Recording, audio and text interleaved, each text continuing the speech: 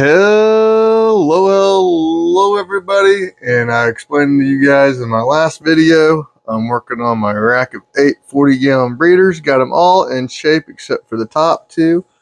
My last video, we did this top orange tank, and today's project is the 40-gallon blue jelly tank. All right, let's get this party started. Look at all these little shrimpies right here. You can see this algae mess right here. I've tried to control it by hitting it with hydrogen peroxide, and it knocks it back some and slows it down, but you really don't want to be pouring in lots of hydrogen peroxide in your tank all the time. Like, it's good for just a little bit here and there to control algae, but when you got something like this going on and going on and going on, there's just something else going on in this tank. I'm willing to bet back here in this corner, there's probably a bunch of yuck muck that's causing problems. And we're going to get down in there. We're going to suck this muck out. Because like I said, this tank is probably my biggest money-making tank, to be honest. And I don't want to screw it up. The shrimp don't care about the algae. I care about the algae because I can't see my shrimp. I can't manage my shrimp. But the shrimp, as far as living and doing shrimp things, they like it. Just me as a shrimp breeder, it's no good. I'm going to be up here picking algae for a long freaking time.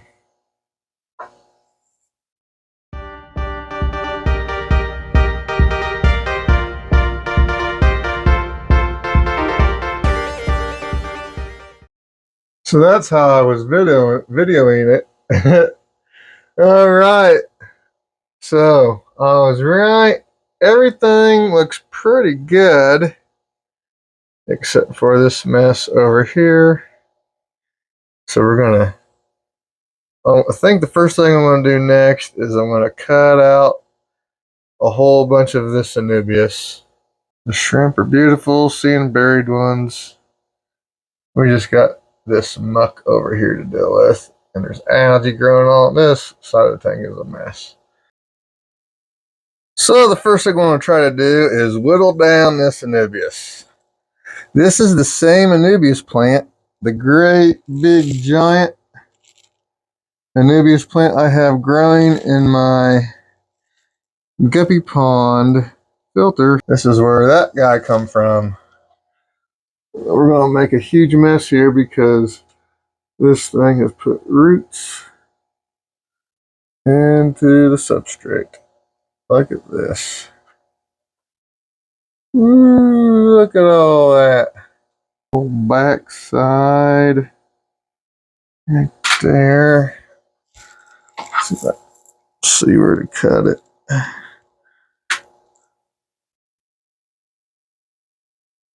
Might end up hacking off some of this little one. I don't mean to, but alright, cut that one off.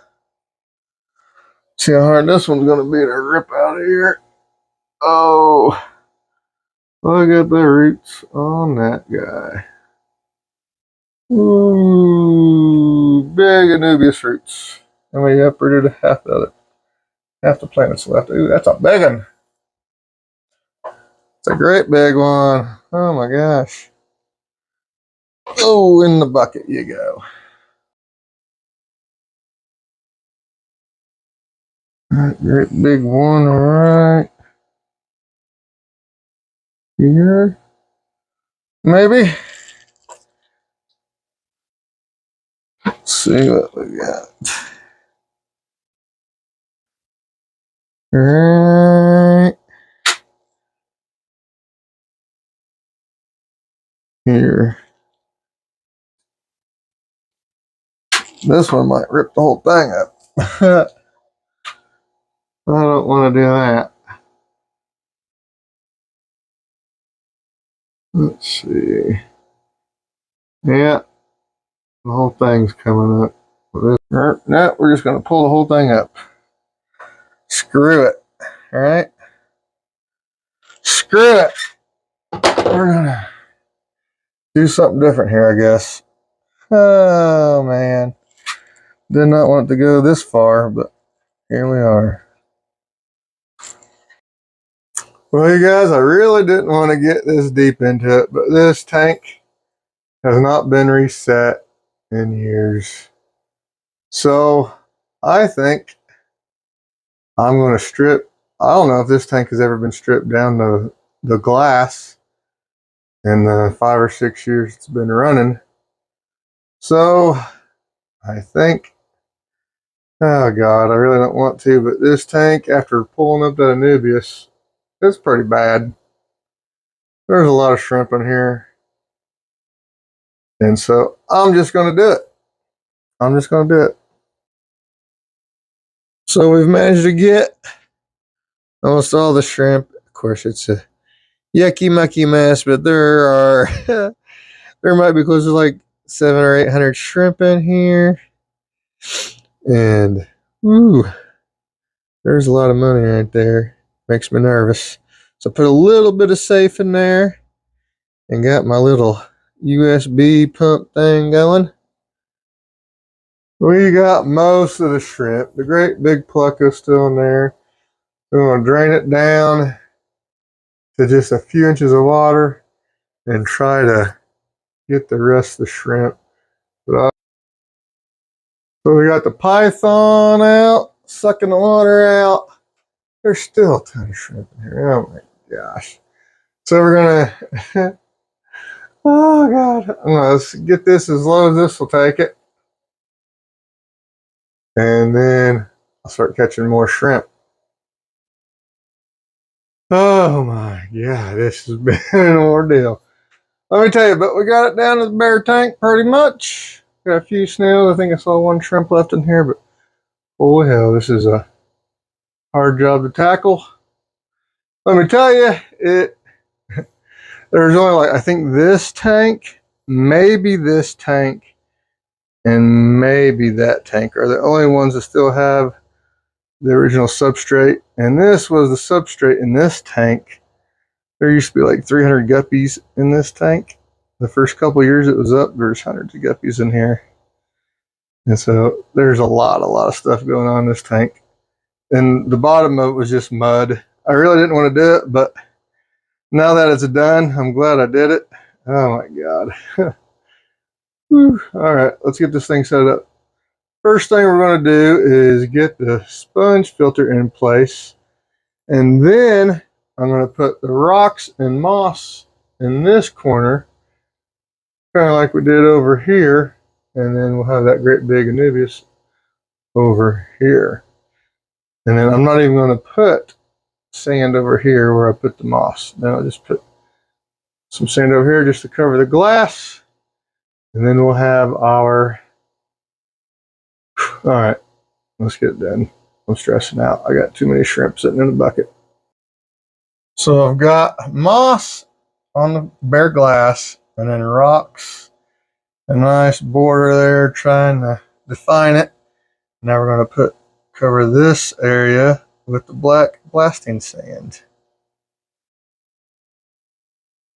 Okay, so this is what I'm going with. It's all the Anubias I'm keeping. And then we'll fill it up and we'll clean the glass and all that stuff when we get to that point. So here it is all filled up. Got a few little things we're going to touch up here and there. As you can see, the moss is all laid flat. The moss will grow up out of the rocks and attach itself to the rocks, and we won't have to worry about crazy moss flying up in the air. So the plan is when we got to mess with the moss and the moss needs trimmed, I can just come in here with a pair of scissors, and we have defined borders, and we have rocks that the moss can hold on to. That's the only little Anubias I kept. You can see there's less substrate in here. That'll all take care of itself over time. The shrimp will love eating that. And so will Mr. Pleco.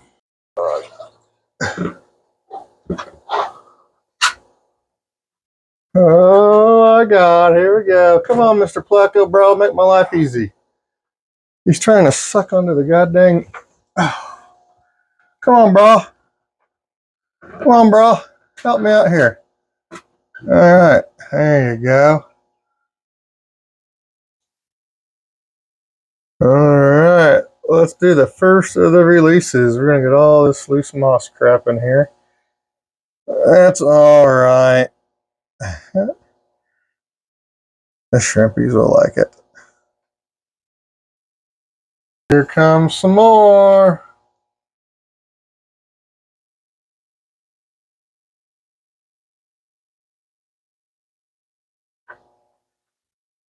Look at them. Go, little shrimpy buddies. We've got even more. Lots more.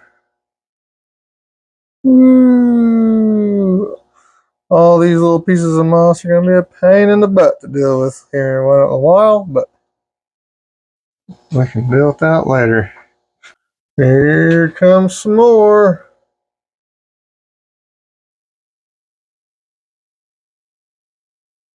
Oh my goodness. So here's some more.